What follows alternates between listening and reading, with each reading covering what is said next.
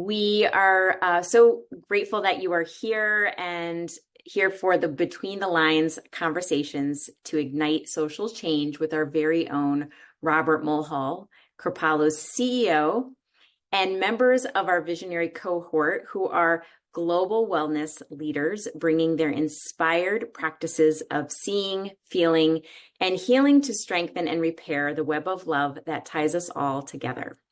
We gather here virtually with our campus located in the Berkshire Hills of Massachusetts on the unceded territory of the Stockbridge-Munsee Band of Mohegans. And we invite you to use the link that I just posted in the chat to learn about what land you are on and its indigenous inhabitants. And if you feel called, please share with us where you are calling in from by typing it into the chat.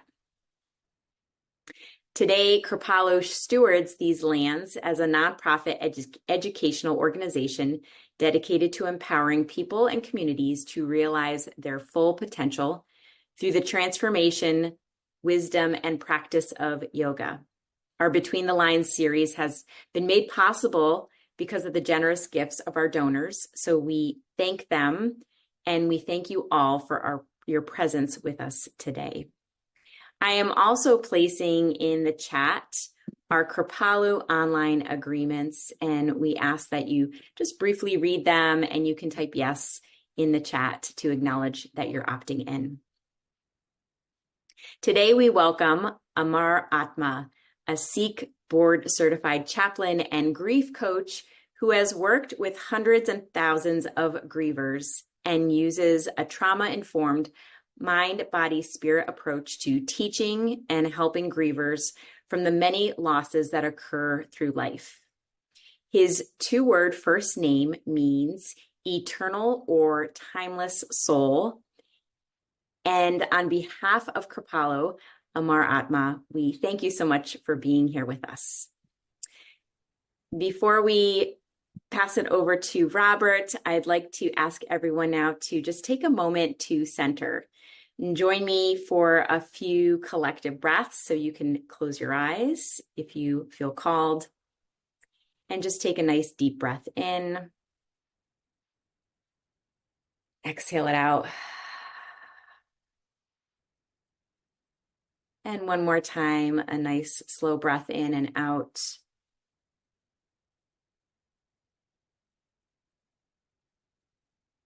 And one more on your own.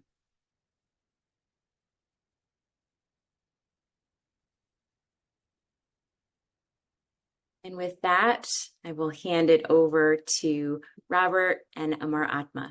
Thanks so much. Thanks, Christy. AmarAtma, it's great to be together. It's great to be with you, Robert. Great to meet you. Yeah, I'm just looking at the book behind you. I Am That, Nisargadatta, right? Yes. It's a powerful one. One of my favorite meditation teachers, Adyashanti, does a sort of a course on his experience of the I Am That book. It's really beautiful. That's incredible. Yeah. I studied with Adyashanti nearly 20 years ago and was in several of his workshops and classes and was profoundly impacted by his ability to step deeply and comfortably into the void, into that space of emptiness. Yeah. And his invitation to hold that space for us all was incredible. Yeah.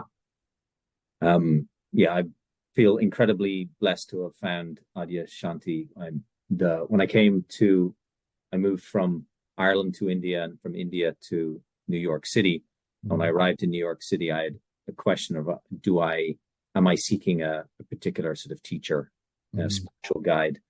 And went to a lot of different groups in New York City, and somebody read a poem of Adyashanti's in that, and I remember stopping the entire thing, and I just said, "Who the insert expletive is that?"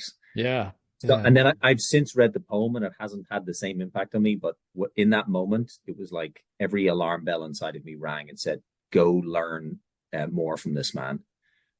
Which was just, it was so incredible. And then he retired or announced his retirement earlier this year, and I Mm, and this is a lot of what we'll talk about. I felt this wave of grief coming.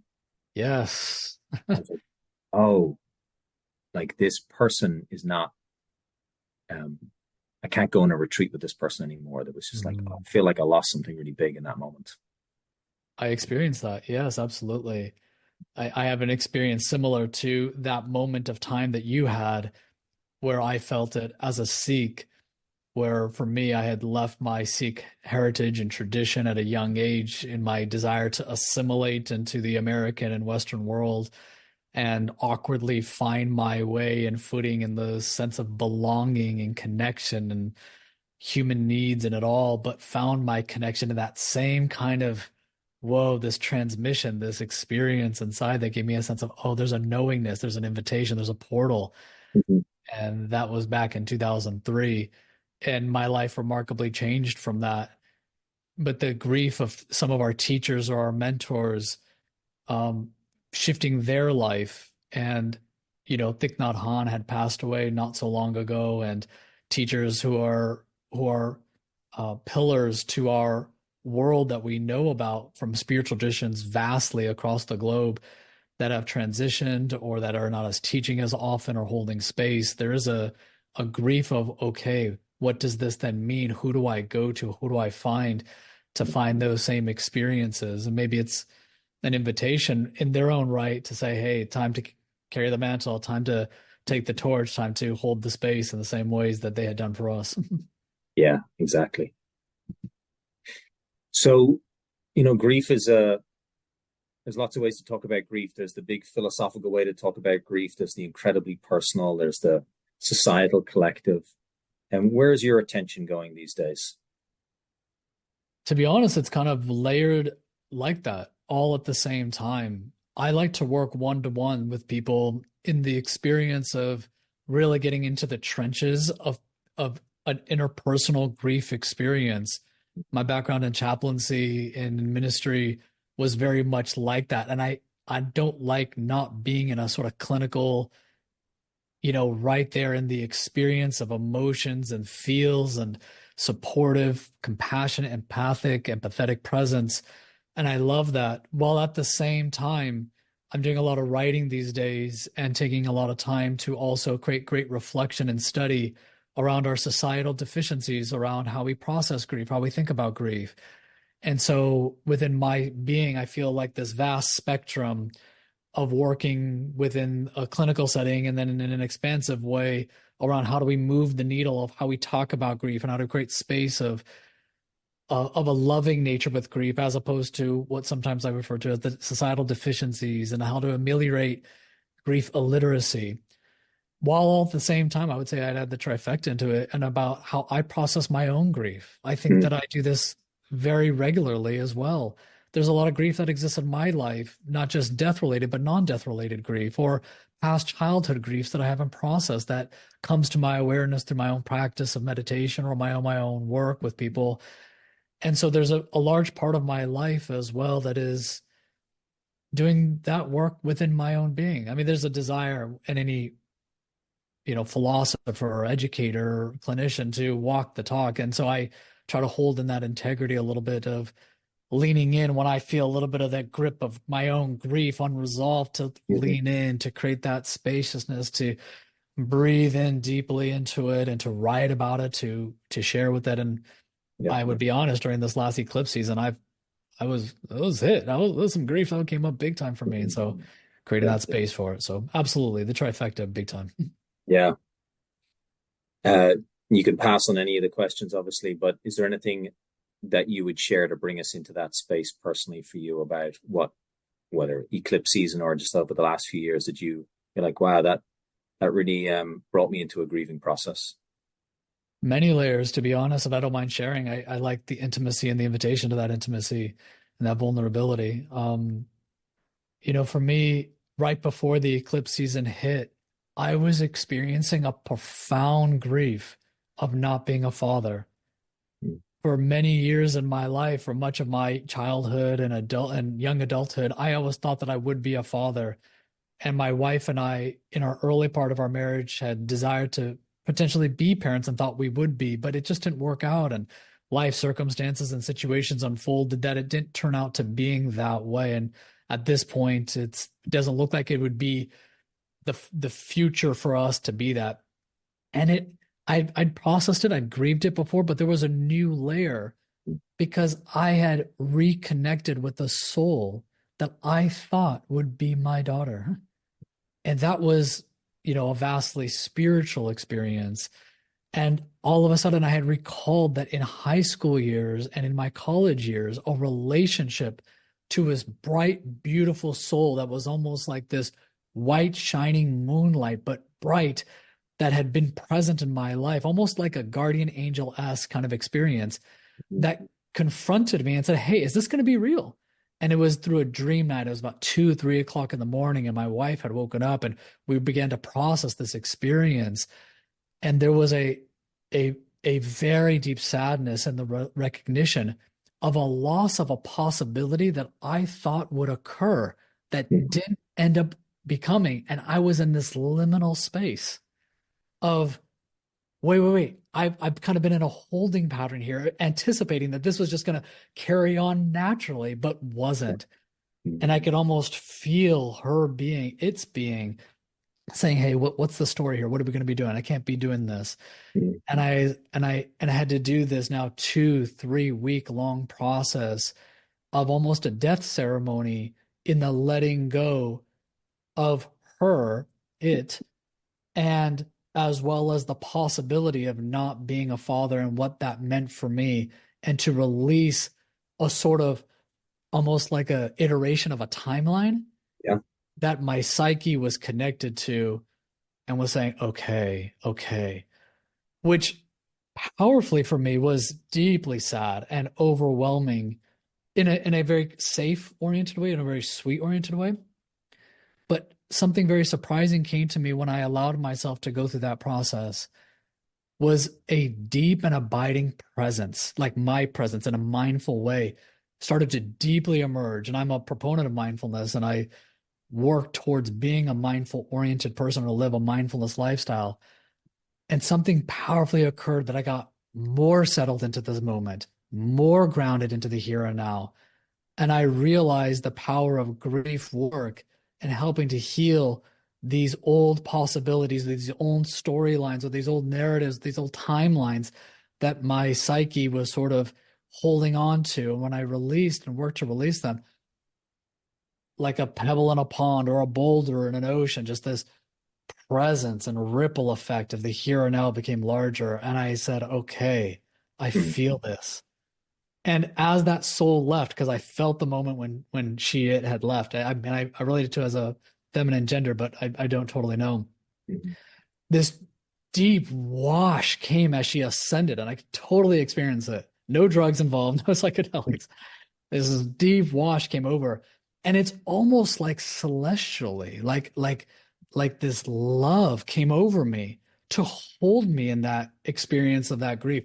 I didn't have a child. I haven't experienced having a child to then lose a child, but the pain was so deep, and I could not, for the life of me, anticipate that there could be a letting go at all. I felt her so close, as if it's a limb of my own body. Cellular metabolism was in relationship, and to let that go was an extraction.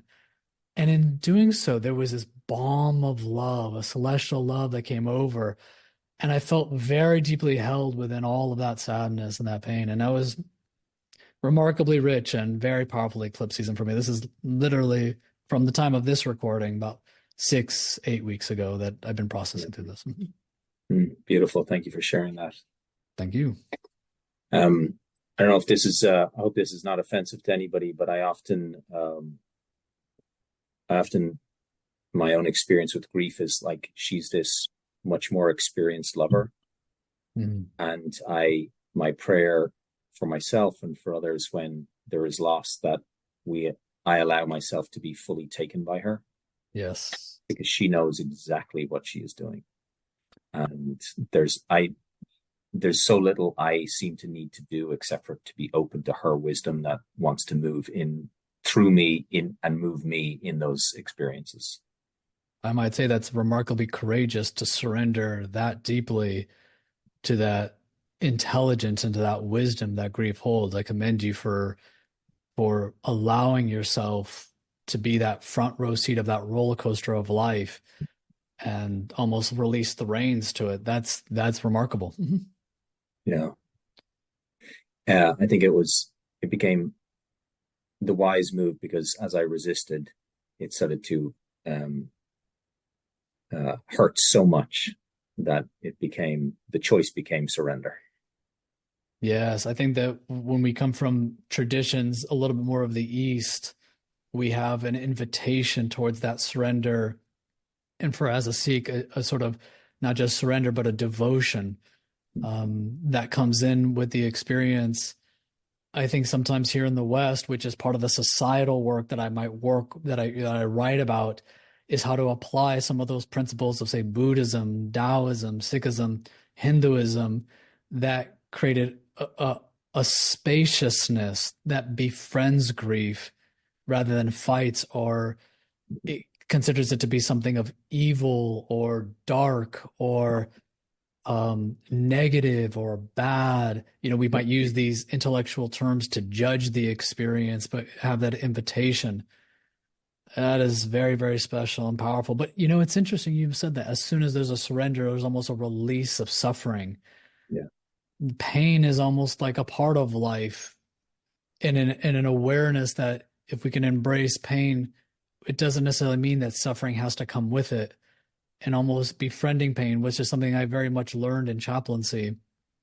The moments of just being with utter devastation, and our training as chaplains to be in those devastating places of our own lives and try to be comfortable in the absolute uncomfortable, to hold that level of depth and vulnerability, actually profoundly changed my spirituality and spiritual perspective and spiritual practice. I was a light guy. I was a spiritual bypasser. I was like, light, light, light, light, light, light, light all the time, light glimmers, love and peace. And I didn't understand how that was trying to cope with my grief from my childhood. It was just always positivity and try to keep everything light. And I realized that it was actually in the embrace of the dark or the depth that really the true light, the zenith, the exuberance, the radiance started to shine through. Whereas the opposite of always searching for the light, somehow I was always feeling resentful, depressed, anxious, irritated, annoyed, frustrated, agitated, enraged. I mean, I had a whole bevy of emotions. Yeah. And I had dear friends who would call me out about them all the time. Say, what's wrong with you? Are you thought you this is a spiritual guy? Why are you so frustrated all the time? Like, I don't know. I'm trying to figure this out. Yeah. Yeah. I grew up in Ireland, but with a father very inspired by the teachings from the East. But those teachings, came through a very particular sort of filter. And the filter was very much of, I'm not this body. And there's such beauty in that path of self-remembering of our sort of universal self.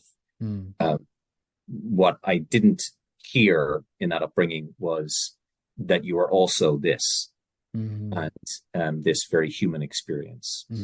And but growing up in Ireland, the curse and the blessing of that is that you can't look away from the darker, kind of heavier emotions. It's just built into us. We know how to talk about grief. We know how to do that. And we haven't lost a lot of that tradition. But what I noticed with my beautiful father when he passed, there was a sort of 4 weeks in the hospital, and he was just crying. And he had no idea why he was crying. He wasn't even sad or upset. He wasn't feeling the emotion, but his body was just crying over and over and over again. He kept saying, "I'm so sorry. I don't know why I'm crying. I'm so sorry. I don't know why you're crying." And I said this feeling that I said, "Dad, your body's just releasing all the tears that you didn't give yourself permission to let go of. And it's kind of running the last sprint. So just let yourself cry all the way to the end."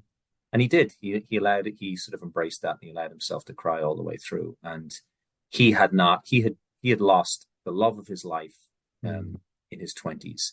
And he mourned her very deeply. And then after that, he said, I'm never going to feel that again.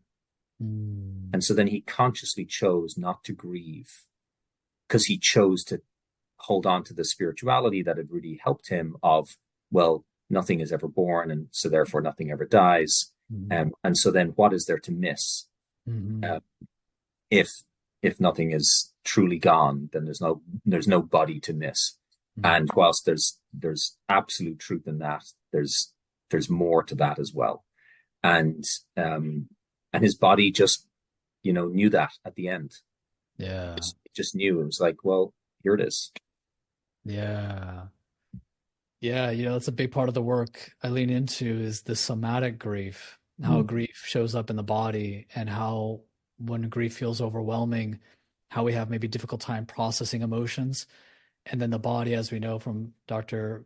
Bessel van der Kolk's work around the body keeps the score and new trauma science that's come across over the last 20, 30 years, we have a much more relationship of mind-body connections and how the body becomes a bit of a receptacle of unprocessed emotions. But we know this from Chinese medicine and Ayurveda, from thousands of years of understanding mind, body, spirit continuum and energetic medicine around the different ways that the body might hold emotions. And we know that grief can be very powerful in the lungs and in the chest region, just through the location of heart energy and lung energy and around movement of chi. It's very powerful I imagine it was a very beautiful moment for him to hear his son say permission to grieve, permission to release, no judgment here. And how rare it is for men to create that availability and say, hey, no, be strong. No, hold that back. No, why are you crying? What's wrong? There's nothing wrong with you. And questioning it and rationalizing it. And here you are creating this moment of acceptance and compassion and empathy, and also context and normalization. Hey, there may not be anything that that you're grieving here or sad about, but your body's releasing it. That's normal. Let it release. What a powerful invitation and permission you as a son who offered his dad. Yeah. I feel called to ask the group to use the chat, and if you want to just be with a few words, a sentence of just to be witnessed in something that you're grieving right now. So we can all sort of be in that space together. So anything you want to put into the chat, and we can just speak them out into the space.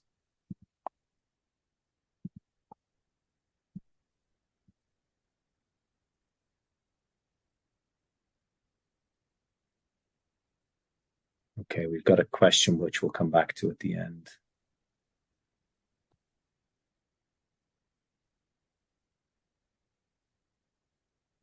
Right, the little girl in me that was not cared for. My mom passing away a month ago today. Yeah. We see you, Christine and Simone. Thank you for sharing. Surrendering to navigating a body on its own terms. Yeah, Jill. Yeah. Jess, childhood trauma and losing parents to illness. Yeah.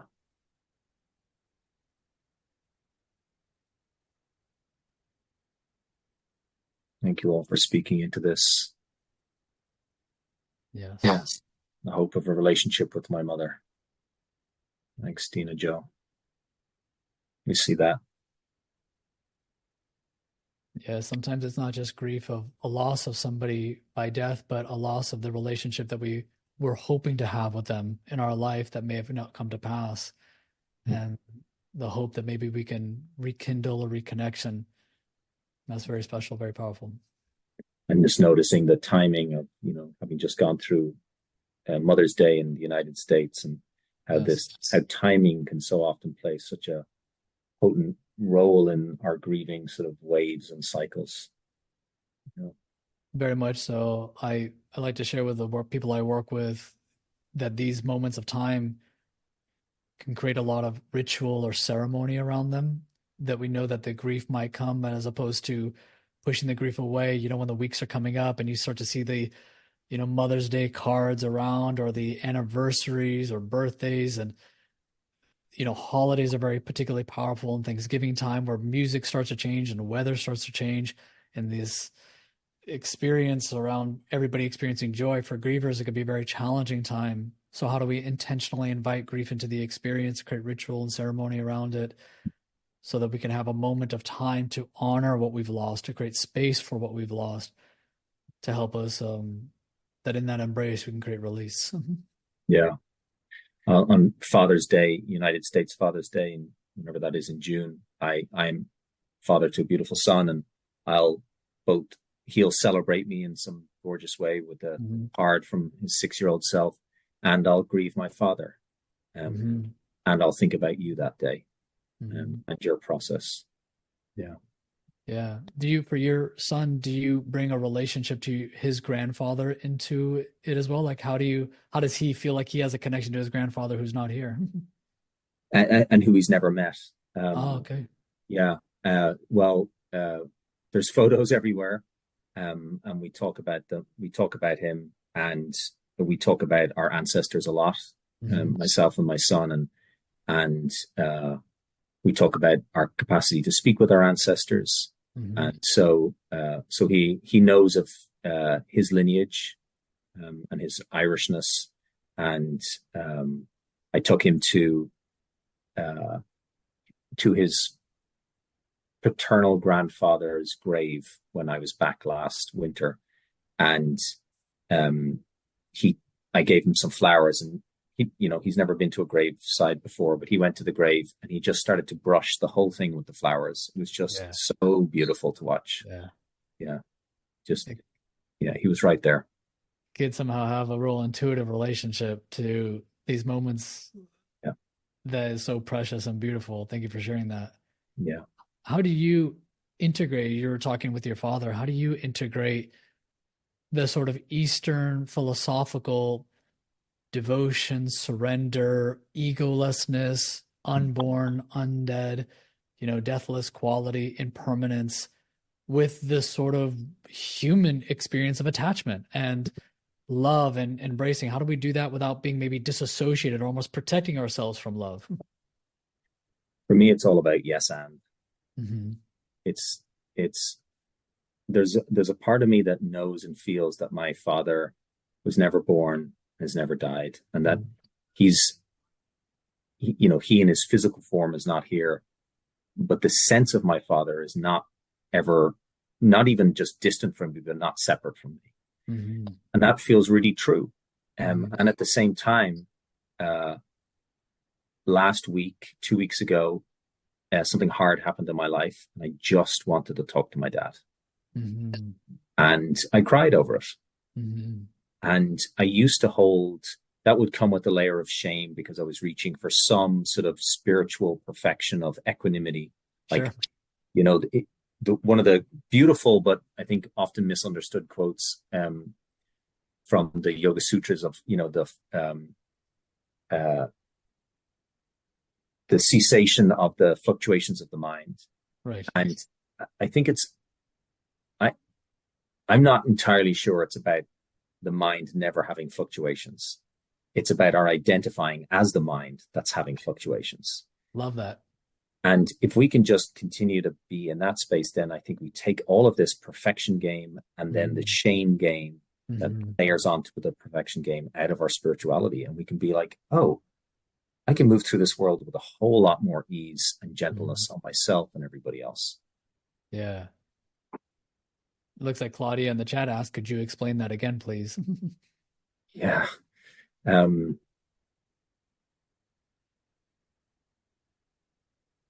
So there's a lot of spirituality that speaks to that we're sort of one universal being, that there's no separateness. We're all individual expressions of an undivided wholeness, which feels really true.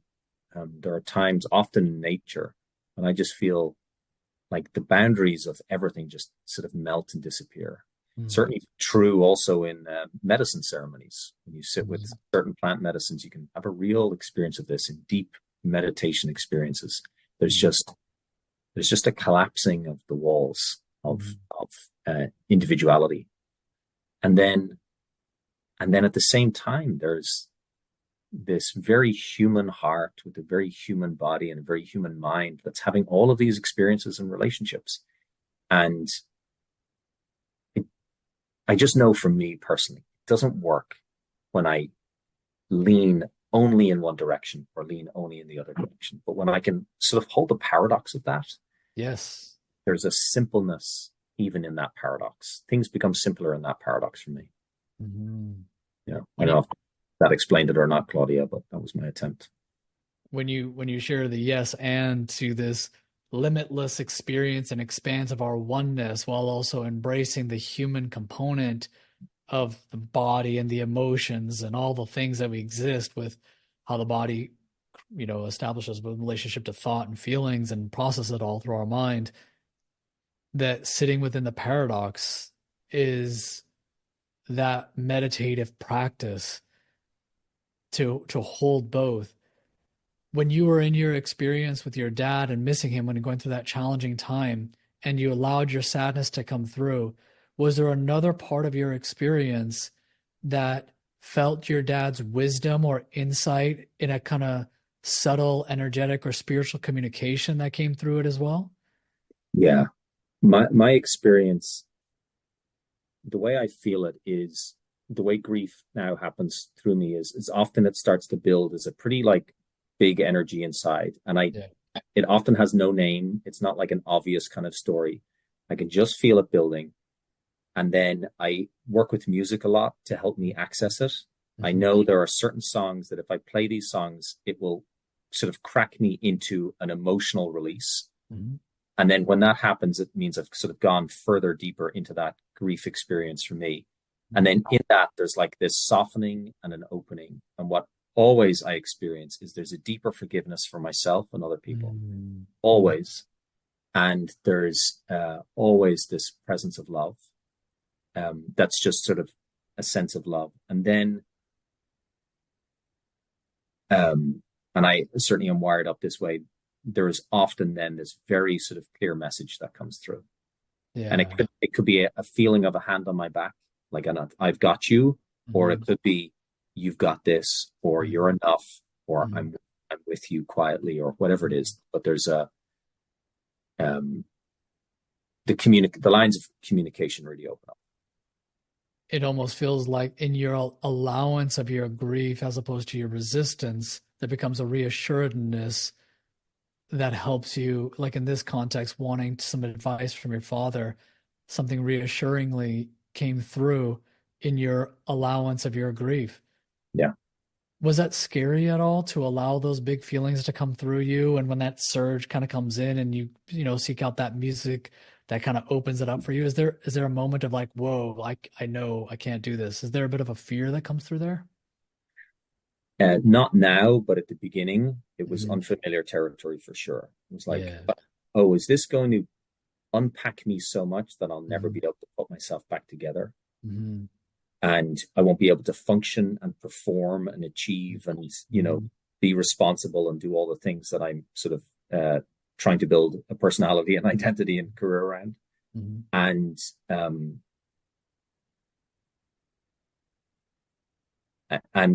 And there was just something inside me that just said, trust this, just trust this.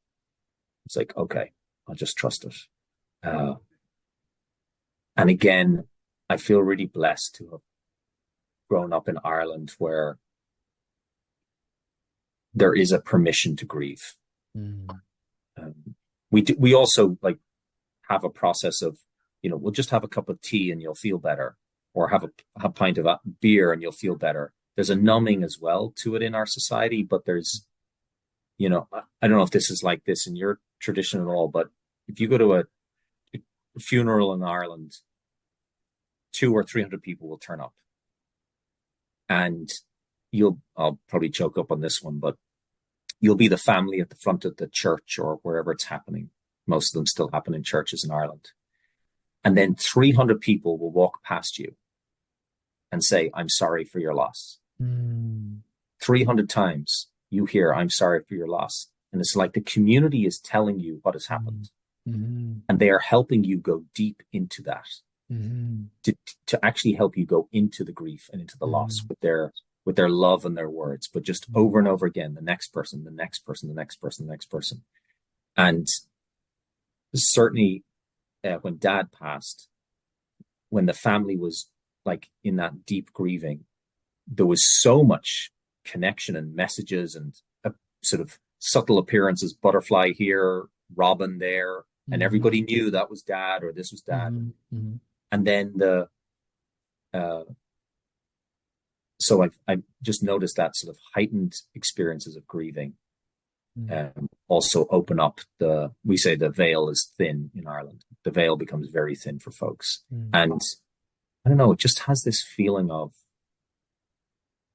even though it's like the matrix is shattering in some way, there's also just this infusion of you're safe. That's the feeling. You're safe. You're safe in this experience. And I don't know, it felt like an initiation to me. Yeah. Gabor Mate has some powerful work that talks about trauma. And one of the things that I felt like I've learned from him is it's not always the trauma that leads to the trauma response. It's the lack of care after the traumatic event that leads to the cascade of trauma experience. And I sometimes feel the same with grief.